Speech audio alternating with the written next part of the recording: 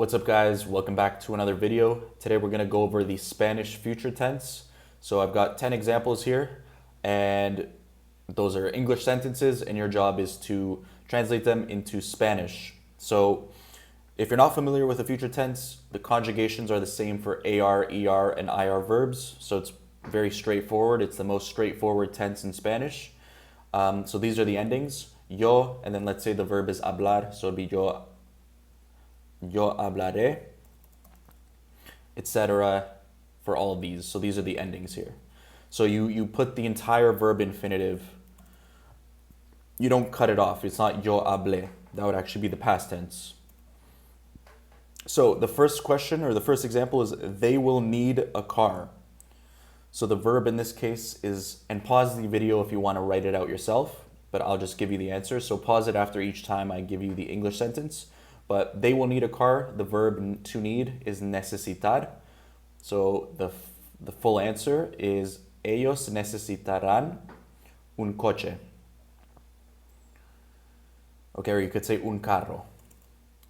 Next one is he will swim in the ocean. So the verb there is to swim, which is nadar. And the full sentence is él nadará en el océano. So another thing I should mention is the accent, as you may already know, is in Spanish where you put the emphasis. So that's why it's not necesitarán, it's necesitarán. And that's why it's not él nadará, but it's él nadará. Okay, will you formal, so not tú, you formal is usted, will you arrive on time? So to arrive is llegar. And so the full sentence is usted llegará a tiempo. So on time is a tiempo. Not en tiempo, but a tiempo. Next one is you, plural. So that's ustedes. Doesn't have anything to do with formality or not. It's always ustedes. You, plural, will give a speech. So that's the verb dar, to give. And the full sentence is ustedes darán un discurso. Discurso is a speech. The next one is she will stay at home. So to stay is quedarse. And so the full sentence is ella se quedará en casa. So again, at home in English, but in Spanish it's not exactly the same. It's en casa, not a casa. So next one is will you, formal, look for it. So you, formal, again is usted, and to look for is buscar. So the full sentence is usted lo buscará. And that's the direct object, it. So to look for it, lo buscará. If it was to look for, will you look for me, it would be usted me buscará.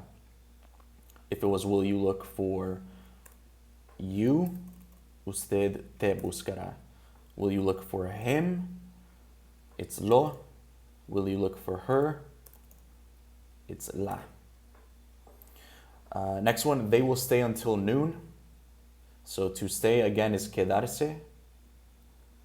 And the full sentence is ellos se quedarán hasta el mediodía.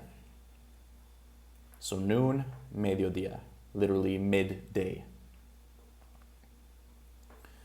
And yeah, this is the conjugation for ustedes and ellos. It ends with en. We will meet at the park. To meet, you can use the verb encontrar.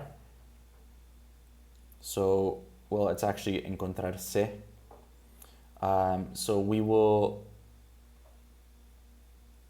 nosotros nos encontraremos en el parque. We will meet each other at the park. That's why it's reflexive. In English, we don't actually have to say we will meet each other, but in Spanish, you can't just say nosotros encontraremos en el parque. That wouldn't make sense. So nosotros nos encontraremos. We will meet each other in the park. You will buy a ticket. So the verb to buy is comprar. And the full sentence is tú comprarás un boleto. Boleto is ticket. And yeah. And then finally, he will order a pizza. So order isn't the verb ordenar in this case. That's literally like to order someone to do something, so like to demand. But to order food is pedir, which is the verb to request. So, él pedirá una pizza. So it's pretty straightforward, the future tense. Those are some examples. And yeah, hopefully that was helpful. Anyways, I'll see you in the next video. Take care.